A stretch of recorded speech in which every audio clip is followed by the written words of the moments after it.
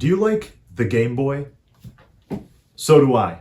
Well, imagine if it was worse. Enter the Atari Lynx. Okay, it's not that bad. The Atari Lynx isn't that bad, but I gotta be honest, I mean, okay, this is portable. You put it in your pocket, you know what I mean? You're on a family vacation and maybe the vacation's boring as hell. You're like, I'm gonna play some Pokemon. Just flick it on, put it in your cartridge, and you know, you're right to playing. And you've got, it takes 4 batteries, which, you know, that might be a bit much, you know, a handful of AA batteries, but that's only 4. Not horrible, and you've got some pretty decent battery life out of it, honestly. Well, around that time, in the 90s, the Game Boy was very popular, and it was getting some competition. Now, not a lot of competition. One of them being the Sega Game Gear, which that's actually a decent system. Excuse me.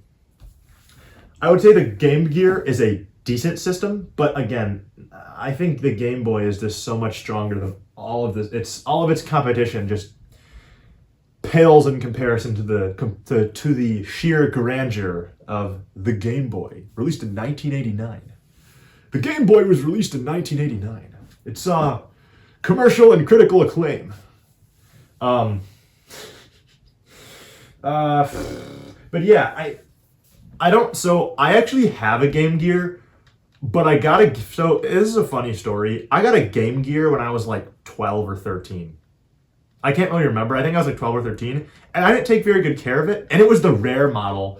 You know, the I think it was like Majesco, maybe? I can't remember what it was called. It was the rarer version of the Game Gear with an even better looking screen. You know what I did? I broke the screen. I just dropped it right on its face. And now I can't take that back. Well, in life, you can't take back the past. You can't change what happened. All you can change is what happens next. So yes, I lost a Game Gear. But you know what? Life moves on. And now I understand it's important to take good care of, you know, your possessions, but more importantly, your heart. More importantly, the people around you that you care about. Yeah. Okay, anyways, let's talk about the Atari Lynx. Now, do I have any batteries in this thing? I do not, in fact, have any batteries in this thing at the moment. But take my word for it, it's just a lot worse than the Game Boy, because the Game Boy was quite you know what? So, I'm gonna actually do a little bit of research mid-video. How much was the Atari Lynx retail? So the Atari Lynx, wow.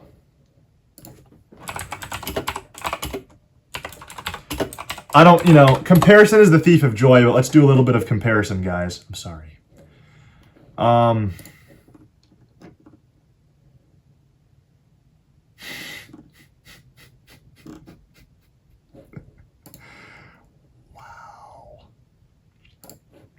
So the Game Boy was that 8? Did that say 80 or 90 bucks?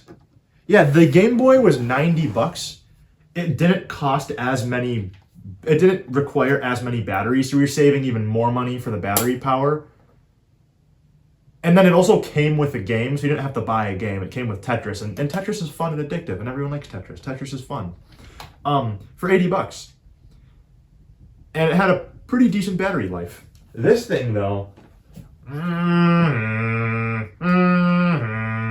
this thing is the Game Boy's inbred cousin. Yeah.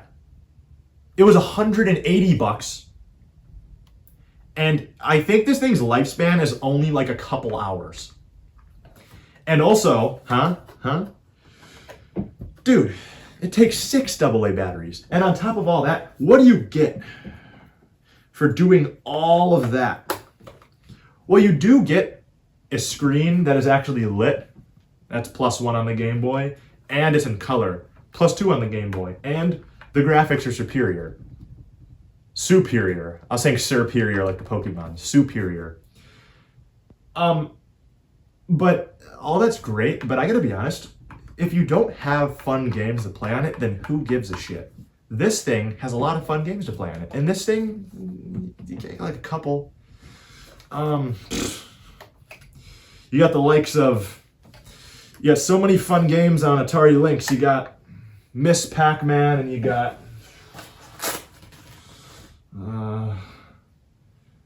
Awesome Golf. Are you serious? Awesome Golf. California Games. And I don't know. There's just not a lot of like really iconic Atari Lynx games. A lot of people probably don't even know what an Atari Lynx is, you know, on top of that. Whereas if you ask someone about the Game Boy, a lot of them are like, oh yeah, you know, back in the day when I was a kid, I used to play Super Mario Land or the original Pokemon releases or Legend of Zelda, Link's Awakening, you know, among others. And on here, Awesome Golf. Or they're going to say, Miss Pac-Man. Miss Pac-Man's fine, but you can play Miss Pac-Man on everything. So there's just not a lot special about it. And also, this thing is giant. Like, what? This thing's massive, dude.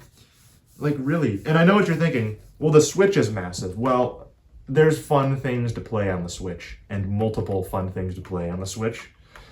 And also, the Switch doesn't die after, like, a few hours. Also, the Switch is good. Also, more minor complaint. These cartridges are an actual crime against humanity. This is a crime. Luckily, I bought mine in like new condition, so I haven't had any problems, but still. Okay, I have something good to say about the Atari Lynx, though. If you're like okay, it was cool, but very, very unnecessary. If you're playing it like this, beep, beep, beep, beep, beep, beep, beep, beep, beep, you know, you're kind of just, you know, you're playing your game.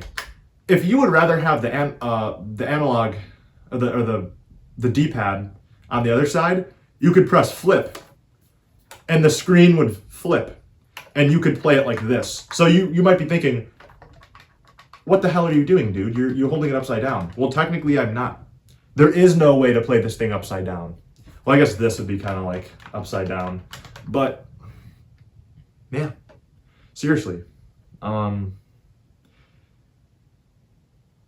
That's kind of a cool idea. That's why there's two A, B buttons. Sort of like if you flipped it, and you could kind of use either. Again, all this stuff is cool, but they just needed to like actually make games on this thing, because what's a game system without games? That's why the underpowered Game Boy is so great, because there's just a lot of fun stuff to do on it. There is. Well, I'm gonna stop talking. I think I'm gonna show some gameplay of the fabled, the notorious Atari Lynx. Well, this hulking monster, this absolute hulking beast, barely fit in the shot here. You know, let's move it back just a tad. There we go. It's front lit, sort of like a Game Boy Advance SP 001, whereas the 101 is backlit, the more superior model in my opinion. But I mean, it's Miss Pac-Man. Don't get me wrong, pretty fun. Okay, I can't take this sound. Turn it off. Ooh. Let's turn that's all the way off. Ooh. I hope that the viewer could see what's going on here. You can still kind of hear it faintly, and the volume's technically all the way off. Interesting design choice from the likes of Atari. I think Atari had their glory days, but with all respect to what they've done, I think there's a reason they went bankrupt. This thing wasn't horrible, but it could have been a lot better, in my opinion. Now, the Jaguar, I don't even own a Jaguar, and I don't know if I even want to own a Jaguar. That's how I feel about it. But again, don't want to judge a book by its cover. But what if the cover sucks, and the book sucks, It just, the whole thing sucks. That's how I describe the Jaguar. But yeah, this is just some Miss Pac-Man on here. Oh, shit. Front lit Miss Pac-Man. Life is good. Oh, there we go. I'll turn the sound back on. And I'll just shut up and kind of let this play out.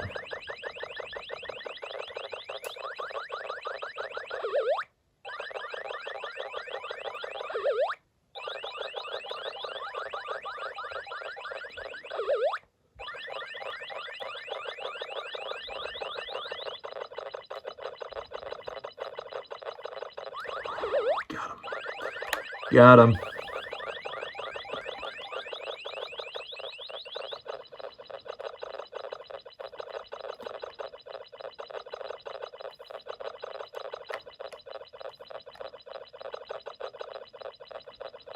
I hope the viewer can actually see this. Again, it's a bit hard to get proper footage of this beast. Just for the main reason being, it's front lit. Oh, game over. Game over. Yeah, this came out in 90 here.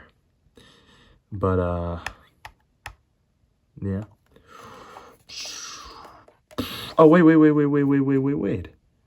That's a little too bright. The brightness settings are, I'd say that's about where you can actually see it. It's right there. And you might be thinking, this footage looks pretty bad. Well, what you see in the camera, this is pretty much kind of how it looks in real life. I'm not going to lie. It just, the screen doesn't look very great, honestly. But it's lit. And again, this thing came out in the 90s and it's a lit screen, so I'm not going to complain too much. It works, right? It works. Yeah. I wonder if there's any other games I should maybe show of this thing. You know what? Why don't we try out Awesome Golf as well? But if this sucks, I'm turning it off.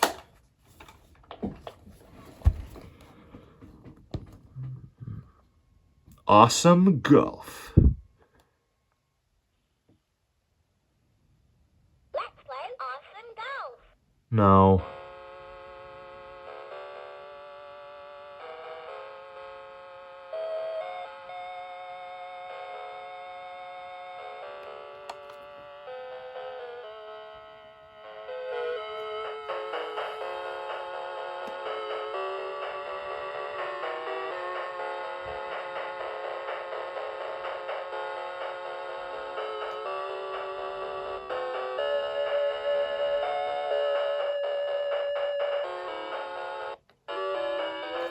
Where do you want to play? Well, I'm a little biased. As a man from the US of A, we're going here. American course? Okay. Sure. American course? Hole number 1, bunker, bunker hell, par 4.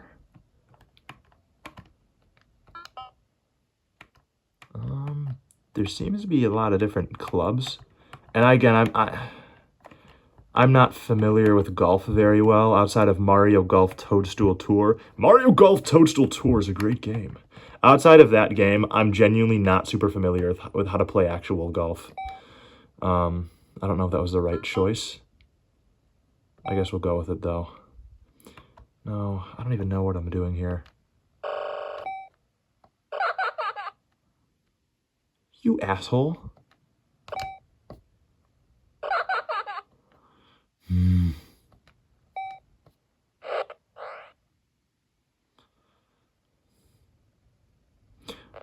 One thing I will say about this game, it's very lifeless. Not a little bit of music. There's no charm going on. There's just some mean little girl that you can hear laughing at you every time you do something wrong. It reminds me of like Puppet from Five Nights at Freddy's. The Puppet, if you guys have played that one. The way it laughs. Or no, Balloon Boy from Five Nights at Freddy's kind of laughs like that. This is very boring. I don't mean to be like a dopamine fiend, but this is very boring. Like, Mario Golf Toadstool Tour is quite superior to this, I have to admit.